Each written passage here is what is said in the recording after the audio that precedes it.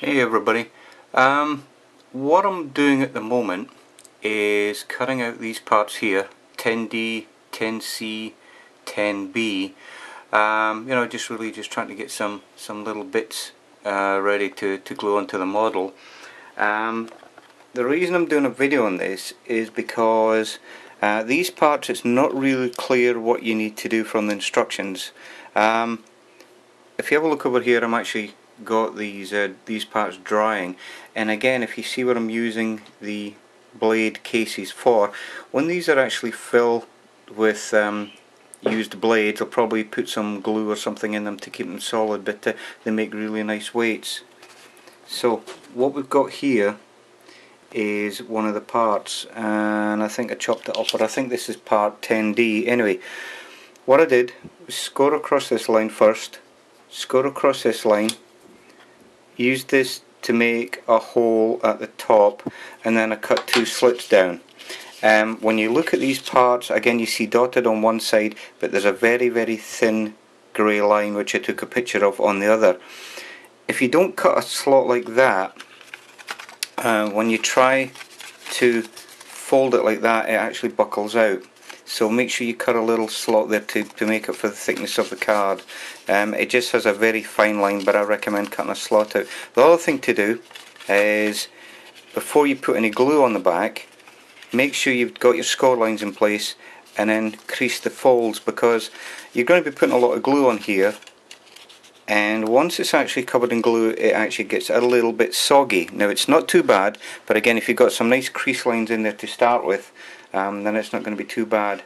Okay, so again, cut a little slit, make sure your score lines, obviously all the way around, do your score lines in, cut the slit, and then put your glue in the back. And at the moment I'm using the Scotch Craft Stick glue stick. It's very sticky, and if you're not careful putting it on, it does get clumpy.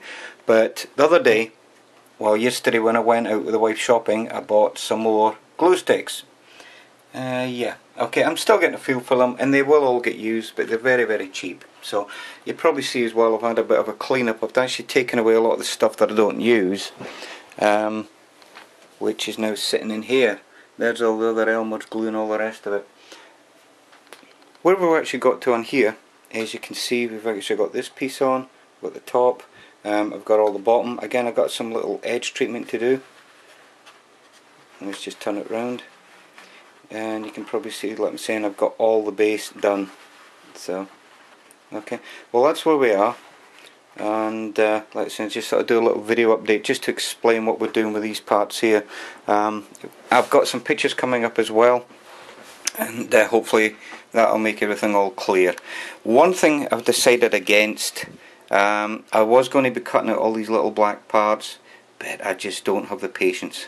Okay, that is something on my part. And something else that I might be doing is, I was toing and froing as to whether or not to use the transparency parts or to use the card parts for the parts that have the transparency, if you know what I mean. Anyway, and on Ray Keim's Facebook page, I asked a gentleman by the name of Richard what he did on his Bates house, and he's talking about using some support behind the plastic, but he said it's easier to cut. Now, I've got some brass rod here, so I don't know, I might go back, I might try the plastic just once, just to see what it's like. Even although I don't like the shine on it, I mean, that really you're probably not going to see when you take pictures. But that's where we are. So I'll get this video done and get up on the website. One last thing is this hole punch. Okay, I don't like it. Okay, you need to use a huge amount of pressure, and let's say it's limited to what it can do. I mean, it is really meant for leather, but you know, for multiple hole cutting in paper, it is brutal. It takes a lot of pressure. Even if you put a little rubber or leather pad in the bottom to ease the cutting, it's still awkward. So I don't know if anybody out there's got another method that they use for cutting multiple holes in paper other than this, but yeah, I don't really think it's an ideal tool. I don't know. Anyway, let me know your thoughts on that, and I'll catch you all later. Bye.